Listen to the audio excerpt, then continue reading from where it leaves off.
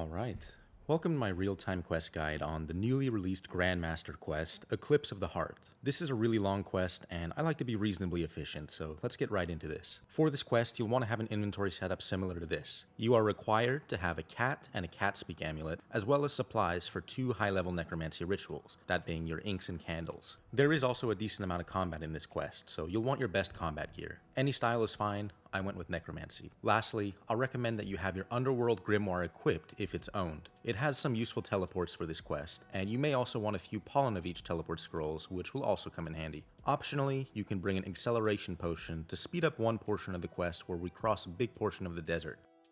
To start this quest, go to the Grand Pyramid in Menaphos and choose option 1 to start the quest.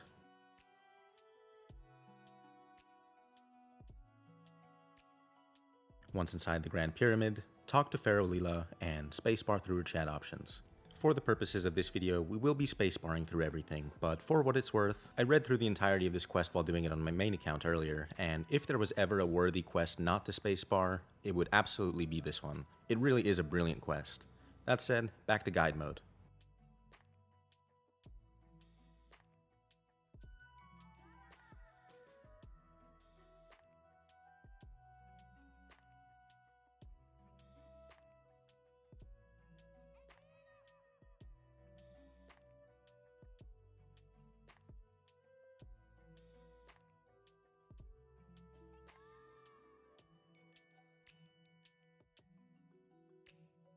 After this cutscene and finishing the dialogue with Leela, make your way over to the east, heading through the Menaphos gates.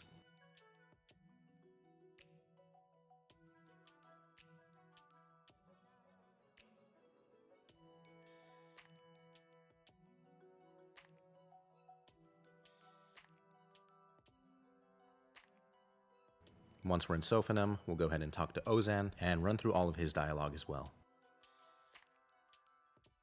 Any chat option works fine here. I went with chat option 1. Now is a good time to drop your cat and equip your Cramulet or your cat speak amulet. We're going to be talking to a handful of NPCs in the Sophanum area. So first up, we'll go all the way north into the church in the northeastern corner and we'll talk to Jex.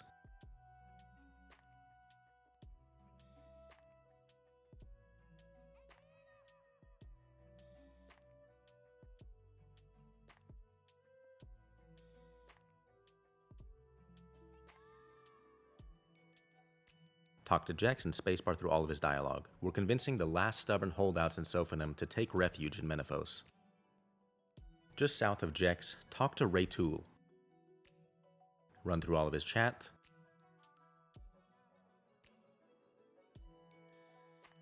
And then make your way over to the riverbank to talk to the Sphinx.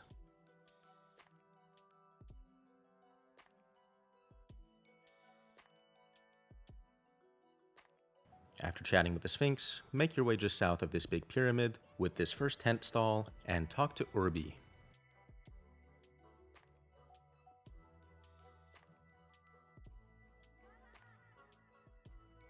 Lastly, we'll make our way south towards the Slayer dungeon and we'll talk to the final NPC who happens to be Amascut in disguise.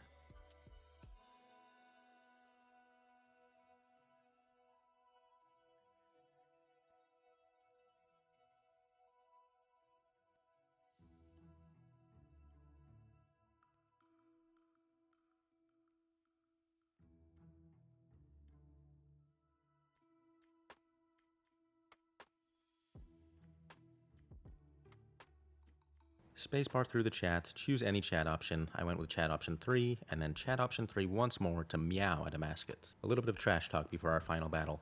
Once Amascut disappears, make your way back up the stairs and talk to Ozan.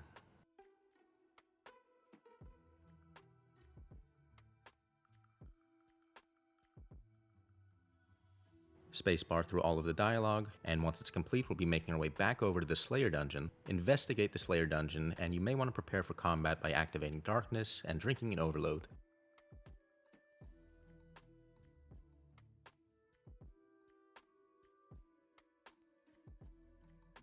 We'll have a little holdout section with 4 waves of these monsters, but we'll be joined by Heartt and Apmakin.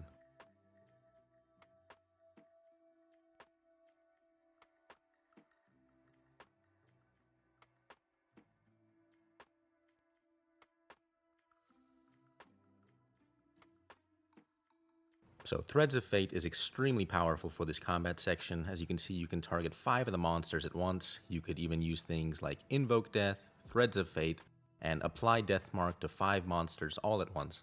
So I'm just going to be progressing through this combat section. Once we clear a wave, you'll notice that Heartt and Amascut return to a stationary stance. We'll want to talk to them to trigger the next wave. And we'll just be doing this 4 times in a row. So deal with the combat as best as you can. Use the best AoEs you can think of. Spectral Scythe is great if you can get some of the monsters grouped up together. Threads of Fate is phenomenal whenever it's available off cooldown. And Death Skulls is another great AoE ability with Necromancy that will bounce around between the monsters. So like I said, just clearing the waves as quickly as we can. Notice when Heartt and Amascut return to their stationary stance. Talk to them to trigger the wave. This is now the 3rd wave out of 4. I'll use Threads of Fate on this one. Apply Death Mark to a bunch of these guys all at once. And pick off any stragglers with any good abilities, and my Conjure abilities as well.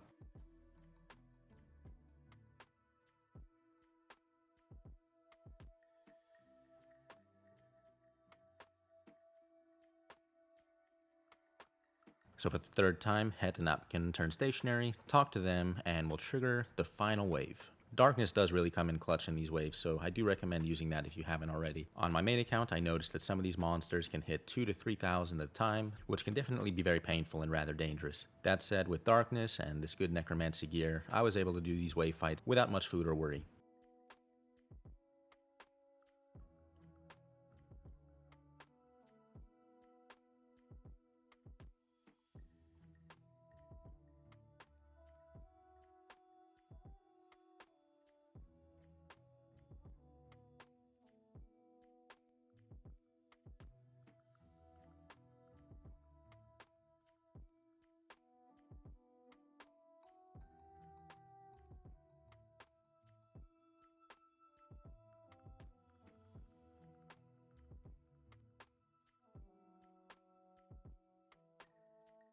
Talk to Heartt and Amascut one final time, and they will start following you, where we'll want to reconvene back up the stairs with Ozan.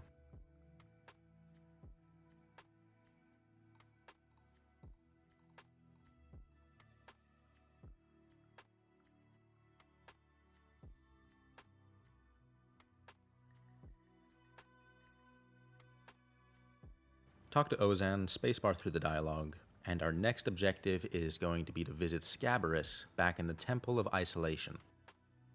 So once the NPCs disappear, this is a good time to use your Pollen of each teleport scroll if you have them, as I believe it's one of the quicker ways to get to the Temple of Isolation. So from Pollen of each, I'll just make my way a little bit north, hugging the sides of this mountain range.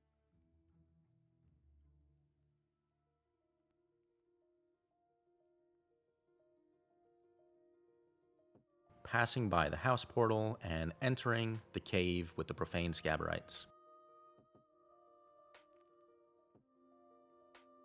From here, I'll just surge and dive all the way down and make my way over to the boat in the river.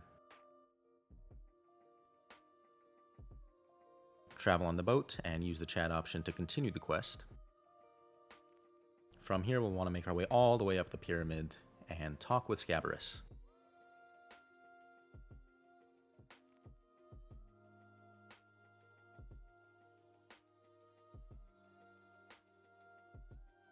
You may recognize a familiar face from the Dealing with Scabarus quest from many years ago. He's currently being scolded for his weakness, falling to Amascut, but he'll be joining us on the battlefield soon enough. Once here, run through all of the dialogue with Scabarus.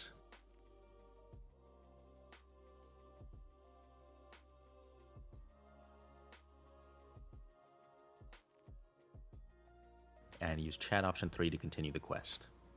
Scabarus is going to give you a token of his favor, and our next objective is to get a token of favor from all 4 of the minor gods that are on our side. So we're going to make our way to Al-Kharid and meet 2 of the minor gods at Heartt's Oasis.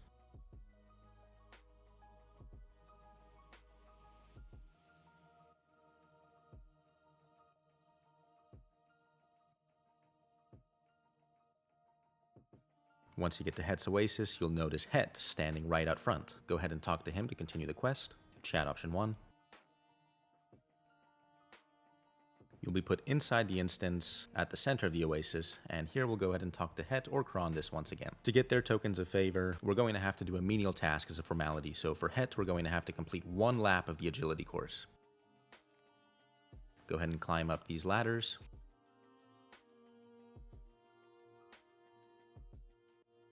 Jump over the gap, and I'm sure you can figure out how to do this on your own, but I'll narrate it anyway. Jump over the ledge, making our way over to the left, crossing each and every obstacle. So we'll go ahead and cross these leafy logs, then this more unstable looking log across the water.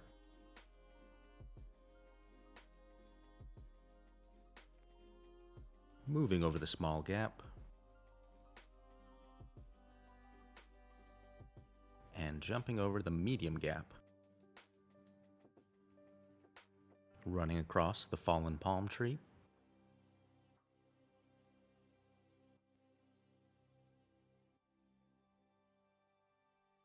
From here, we'll jump across these collapsed walls and get to the fun part of the course. Climbing up the big monument. Up the rocks and up the ledge. Enjoying the view with the cool Eclipse skybox, making our way across the gap, living up to the rabble-rouser title, that's for sure. Climbing down the ledge, and completing the lap. Then making our way back up towards Heartt and Krondys. We've completed Heartt's task, now it's time for Krondys' task.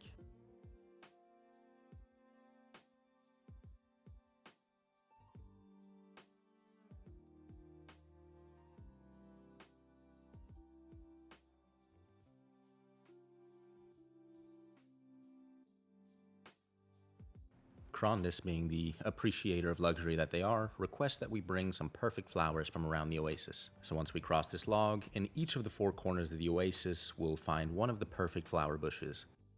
So immediately after crossing the bridge, you'll see the golden beam marking the perfect roses. Far up on our screen, over to the east, we'll find the perfect irises, and unfortunately we do have to take the long way around in this instance. The path to the east that we normally take on our golden rose daily run is currently blocked off, so we'll be taking the long way around towards the west.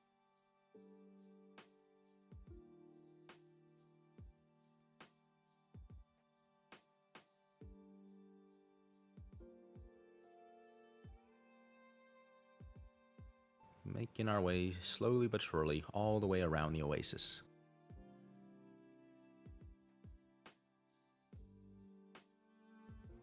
In this southwestern quadrant, we'll find the perfect hollyhocks, again indicated by this shining golden beam.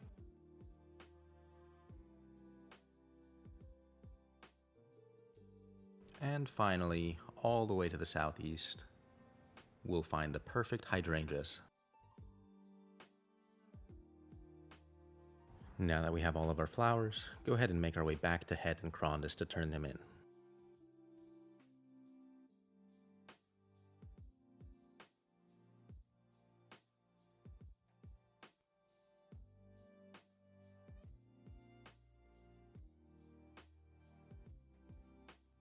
It is a little bit tedious, but if nothing else, these extended walking sections give us a good chance to take in the atmosphere of the Caridian desert, veiled by this green eclipse.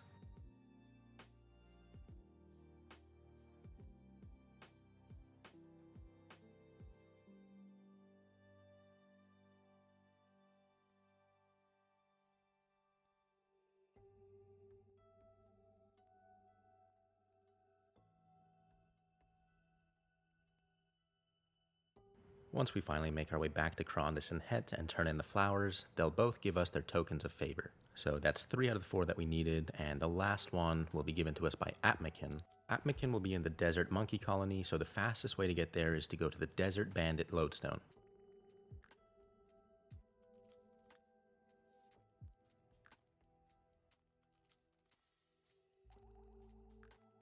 After teleporting to the lodestone, just make your way northwest around these mountain ridges and you'll find the monkey colony over to the east. So as long as you're hugging the mountain range, no way you'll get lost. Once you're here, make sure you have your cramulet equipped so that you can actually speak to the monkeys, and then go ahead and talk to Atmakin. Currently, she's dealing with a great amount of shame and will not show her face to the monkeys, so she's just casting a mirage of herself. In order to help her dispel her shame, we're going to have to run away from the monkey colony in order to talk to her in private. So speak with Atmakin in private, run through all of the dialogue, and the conclusion you two come to is that the best way to deal with shame is to have some chocolate ice cream. So use any chat option here. When presented with the second set of chat options, use chat option 3 to continue the quest. Now, unfortunately, it's not so simple as to buy the chocolate ice cream that's sold right here in the monkey colony. We're going to have to make our way all the way over to Narda. When I did this quest in the morning with my main account, I was not able to teleport. When I did teleport, Atmakin would stop following me, and I would end up having to make my way all the way back to the monkey colony to reclaim her as a follower. So maybe they'll fix it so that the desert amulet teleport will work, but for now, we'll just have to run across the entire desert.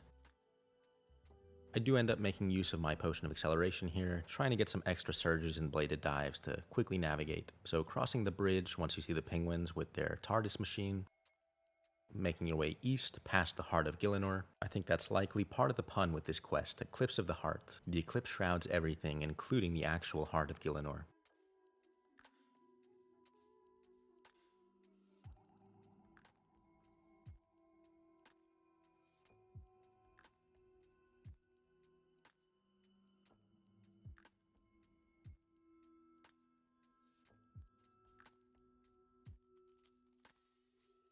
In any event, once we finally make our way over to Narda, we'll go ahead and talk to Roku, who will go ahead and give us both a free chocolate ice cream. From here, spacebar through all of the dialogue, and now we're safe to teleport, so we're going to need to return to the monkey colony. We will have an upcoming combat section here, so prepare as necessary, drink an overload, use the darkness incantation if you want, but the quickest way to return to the monkey colony is use the desert bandit lodestone, and once again, make your way northwest, hugging these cliff faces, and once you wrap around the edge, follow the path east back towards the monkey colony.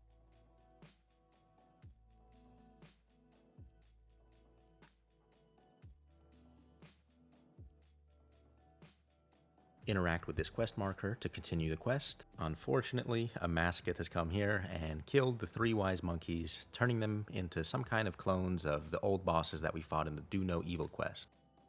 So the mechanics are very similar to that quest if you recall. The first 2 close gorillas are really nothing to worry about mechanically, but the 3rd monkey that you see in the north past the stalls will summon these lesser demons. You'll have to kill the lesser demons in order to drop his shield, and only then can you do damage to that monkey. So you see, while I'm doing this combat section, I'm trying to focus on the lesser demons once they pop up. That way I can keep dropping that guy's shield and keep doing a little bit of damage to him. All the while, some of my powerful AoEs like Death Skulls are bouncing around to the main 2 gorillas and dealing with those guys nicely.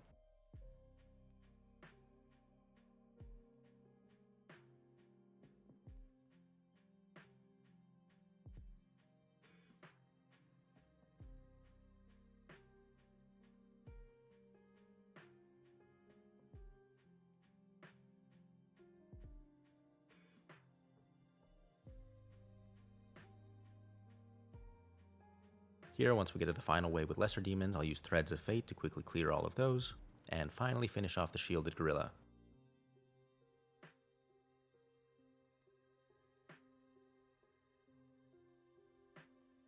So that ice cream came at a great cost, but we gained the favor of Atmakin. Now that we have all 4 of the tokens of favor, it's time to return to Scabrous in the Temple of Isolation. So I'll use my Pollen of Each teleport, and once again make my way north, following the cliff faces.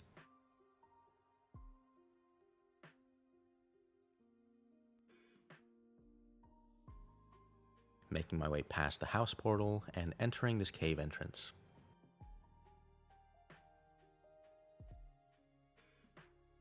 Once I'm inside the cave with the profane Scabberites, making my way down towards the river.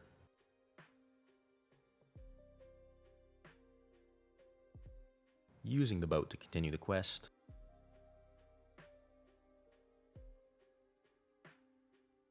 And one more time, all the way up to the top of the pyramid to talk to Scabrous.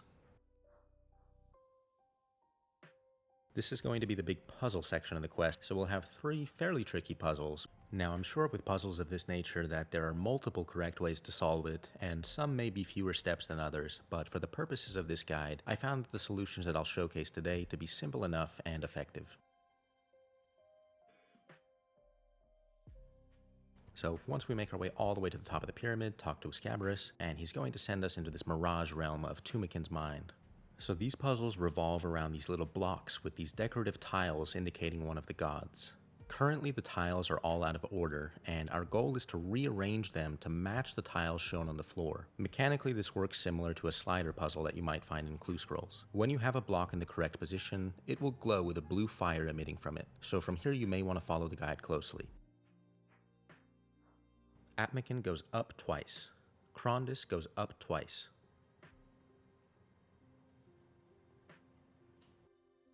Eladinis goes right. Heartt goes right. Krondys goes down. Eladinis goes up. Heartt goes right. Heartt goes down into the bottom right into the final resting place. We're no longer going to be touching the Heartt tile. Krondys goes to the right 2 times. Scabrous goes up. Scabrous goes right, and Eladinis goes down to the bottom left, and Atmakin goes down 2 tiles. Krondys goes up. Scabrous goes to the right. Atmakin goes to the right, and Eladinis comes up. From here, Krondys goes to the top, Eladinis goes to the top, Atmakin goes left and down, Eladinis goes down, then Eladinis goes to the middle, and finally, we can slide Krondys into place, moving it down 2 tiles. After completing the puzzle, you'll get this little cutscene, and we can talk to the memory of Tumikin. Just run through all of the dialogue.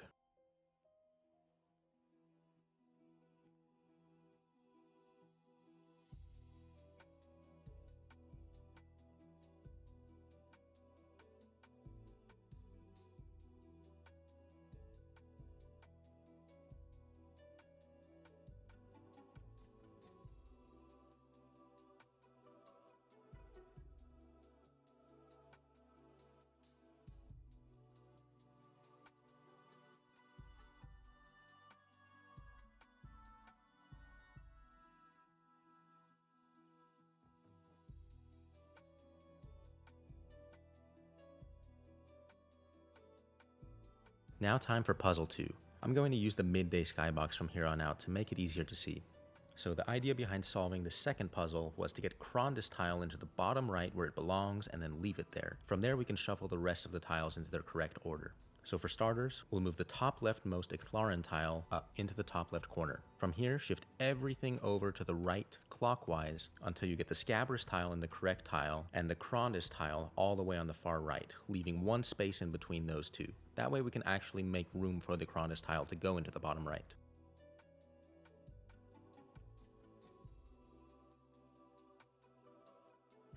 So move up that Amascut tile in between Scabrous and Krondys, and then continue shifting everything over to the right.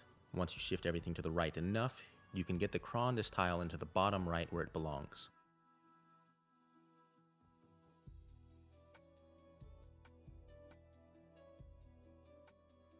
From here, move Atmakin down to the right, Eclipse and Scabrous over to the right, Heartt down to the left, and bring back the Eclipse tile into the mix. From here, move both Eclipse and Heartt to the right, then move Heartt to the top left corner. Move Scabrous up and to the right, then move Amascut left. Move Atmakin down, move Eclipse over to the far right, and move Scabrous into the top right spot. Move Amascut to the middle left, move Heartt down, and now everything is going to slide into place really nicely. So start shifting everything over clockwise, starting with Atmakin. Move Atmakin left, Eclipse down into the left, Scabrous over to the right, Heartt over to the right, and put the Amascut tile into the top left corner where it belongs. From here, just shift everything over clockwise and it will line up. So just keep shifting them over. And there we go, that's puzzle 2 complete. I would say this is the trickiest of the 3. After completing the puzzle, you'll get this little cutscene, and we can talk to the memory of Tumikin. Just run through all of the dialogue.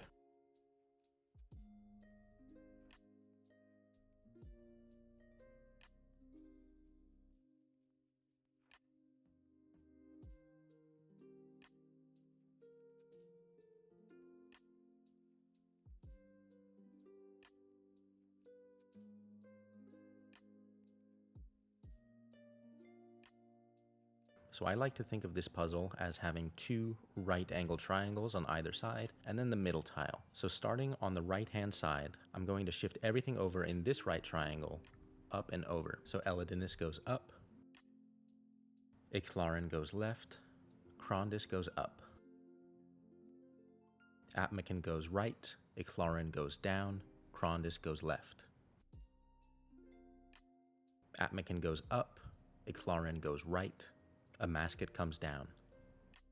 Heartt goes right, Scabrous goes left. Amascut and Iclarin both go left, Atmakin goes left. Krondys and Elidinus both go right. Heartt goes right, Iclarin goes up. Atmakin goes left, Krondys goes left, and Elidinus goes right. Atmakin goes up, Amascut goes right. Scabrous goes right, Iclarin goes left. Heartt comes down, Atmakin goes up. Amascut goes up, Krondys goes left, Elidinus goes left. Amascut goes right, Krondys goes right, Elidinus goes left. Elidinus goes right, Heartt goes down and to the right in the middle. Atmakin goes left, Krondys goes up. Heartt goes up. Scabrous goes right. Iclarin goes down, Atmakin goes left, Krondys goes down, Heartt goes up, Scabrous goes up, everything is sliding into place. Heartt goes left into the middle, Amascut comes down, Scabrous goes right, and Heartt goes into the final place, finishing the puzzle. After completing the puzzle, pass through the gate, open the sarcophagus, and once more speak with the memory of Tumikin.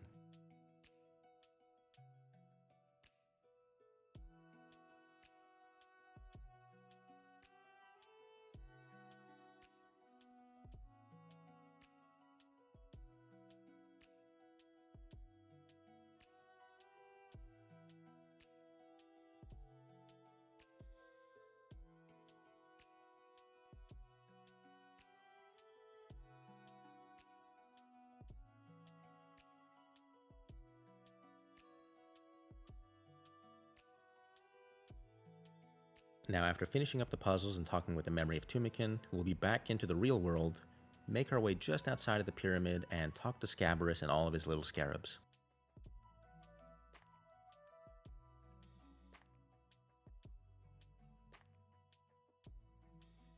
So run through the dialogue, all of the little scarabs will join this orb of power.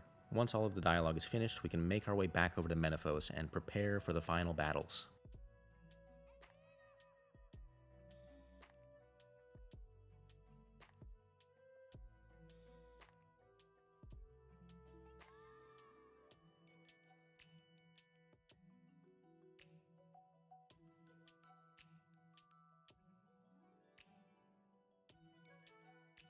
So talk with Leela to continue the quest, go through all of the dialogue, and now we're going to be planning the defense of the city.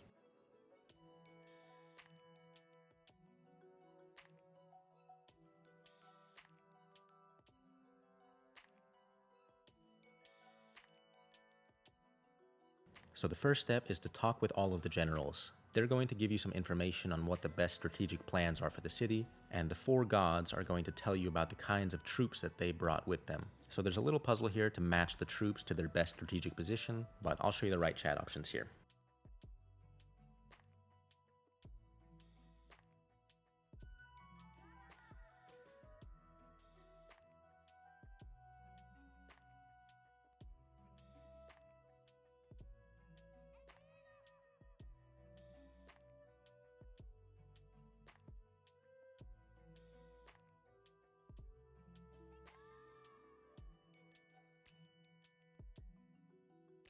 Once you talk with all of the 4 gods and the commander here, talk once more with Pharaoh Lila, and we'll fill in the puzzle. So the first option to defend the main gates are going to be Akhomet's forces, that's chat option 5. The troops to flank the enemy are going to be the monkeys, so Atmaken's forces, chat option 1. Defending the east gate is going to be Hett's forces, so chat option 2. And lastly, Scabrous' forces will deal with the underground invasion in the tombs. The final option for Krondus' troops will be automatically selected, and the puzzle will be completed successfully.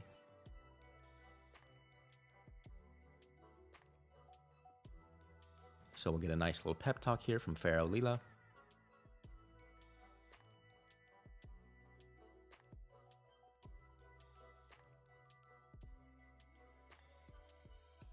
And now we'll have to do a little necromancy section before actually engaging in the final boss fight. Run through all of the dialogue with the Eclipse and the other gods, then make your way over to the Ungale ritual site. This is where the Underworld Grimoire teleport might come in handy.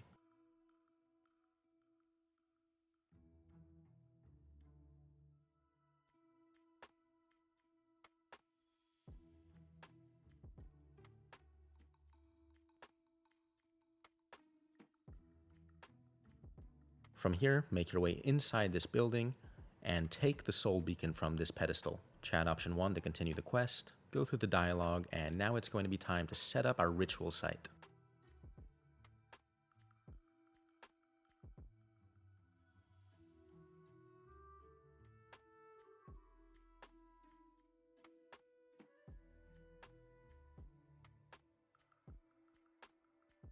So set up your ritual site as needed for this Soul Beacon ritual, and just proceed with the necromancy ritual as you would with any other necromancy ritual. There will periodically be some shadow rifts that spawn and will disrupt your progress, so whenever you see those spawn, you'll want to make sure to click those to close them. You will get a handful of them in this section, so just pay attention to the ritual site for the next minute or so.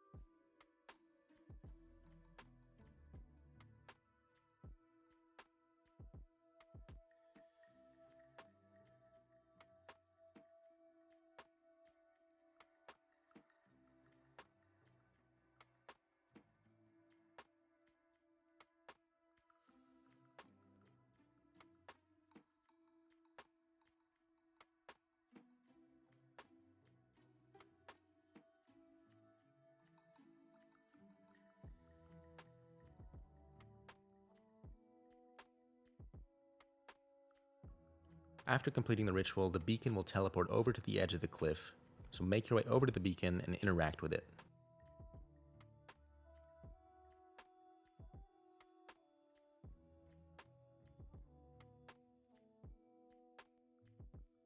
You'll get this little cutscene of sorts.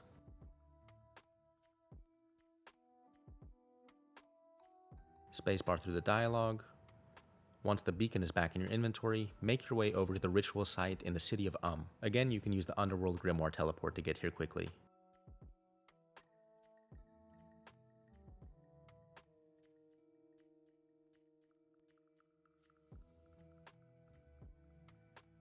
Once you're here, interact with the quest icon to continue the quest, and the goodest boy Vorkath is going to come in. He's been defending the city of from Amaskut's forces this whole time, so go ahead and talk to him, not because you have to progress the quest, but because you have to encourage Vorkath. Then talk to Eclipse and set up your next ritual.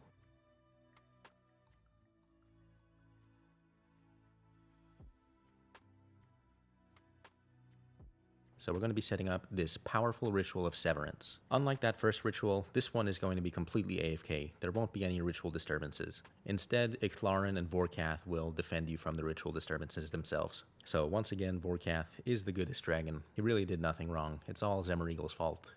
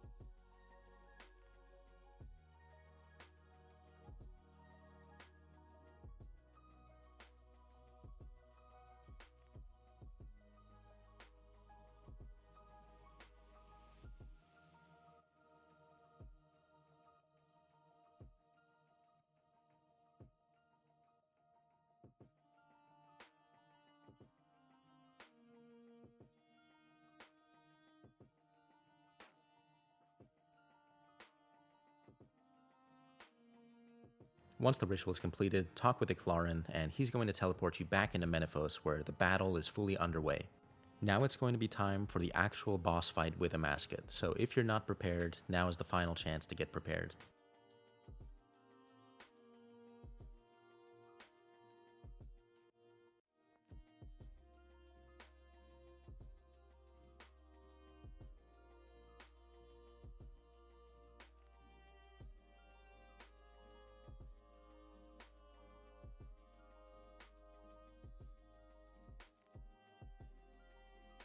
So from here, make your way back up towards the pyramid.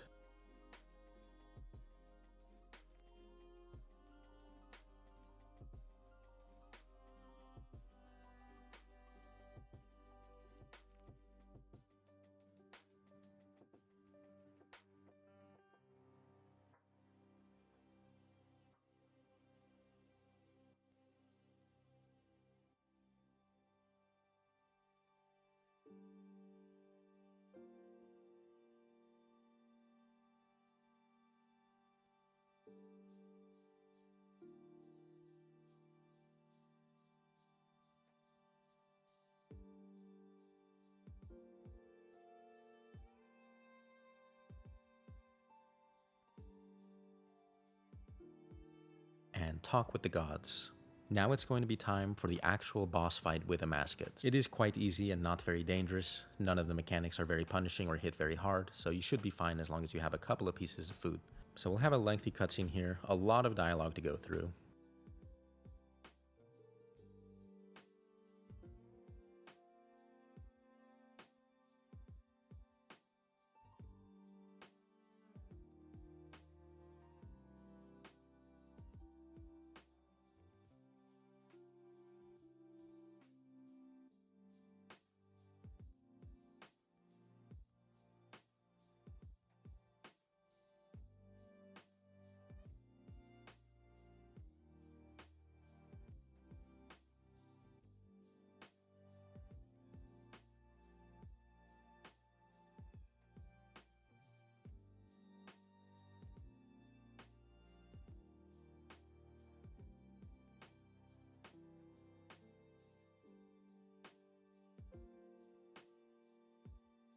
Once we get to this bit with Tumikin, we'll want to use every single chat option. We do have to go through each one.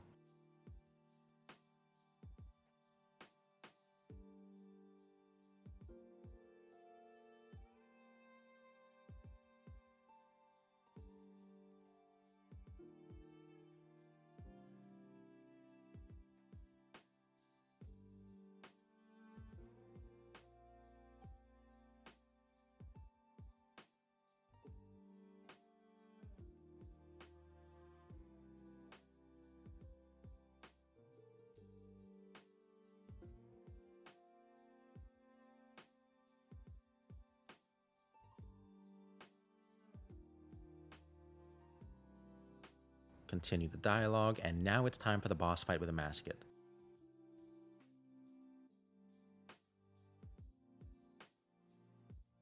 So she's going to mostly use magic and ranged attacks against you. The magic attacks will look like these green circular orbs, and the ranged attacks will look like some green javelins of sorts. So in this first phase, she's only going to use these magic attacks, and periodically she might dive over towards you. She'll summon a soul obelisk, which I'll go ahead and kill.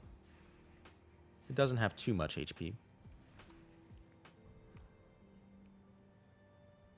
So if she dives over towards you, she is going to swipe at you viciously with melee. All you have to do to avoid those melee attacks is just to move out of range. Continue doing your best damage to Amascut, walking out of range whenever she comes melee distance to you.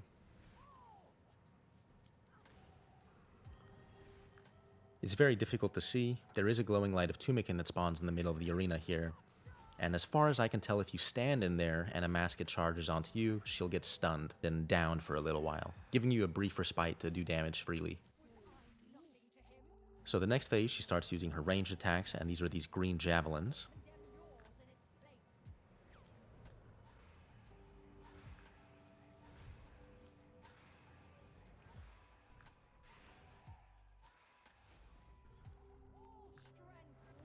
She'll summon some more obelisks. We'll want to go ahead and kill those obelisks as well.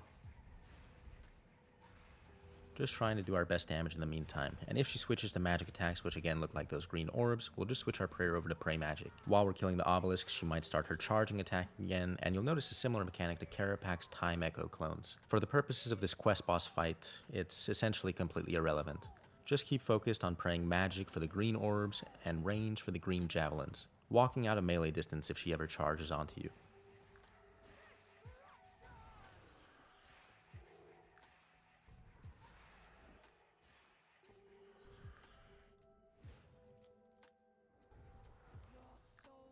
Now in this final phase, she'll summon 3 obelisks, so I'll go ahead and kill each of these 3. There will be 2 of these echo clones, but again, for the purposes of this quest boss, they really do nothing. Whenever Amascut charges onto you and starts melee swiping you, just walk away.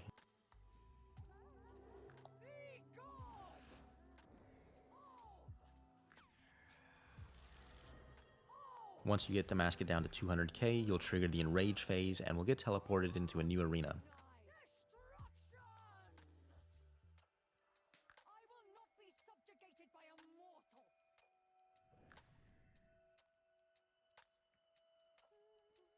Here Amascut is only going to use ranged and magic attacks, and she will have some similar attacks that have the telegraphing of the Sanctum of Rebirth. So we'll start out by praying ranged, and again, just doing our best damage. Amascut is going to spawn an obelisk in each of the 4 corners, so I'll just make my way around the arena killing each of those. And praying accordingly. Again, those green balls are magic attacks, and the green javelins are ranged attacks. So you will see that she does this same attack as Nakatra with this rippling floor soulfire damage. But for the purposes of this quest boss fight, it's really weak, and you can just eat through it. After that, she'll drop down these meteors from the sky, which again have the same Sanctum of Rebirth telegraphing. You just want to move out of the area of effect.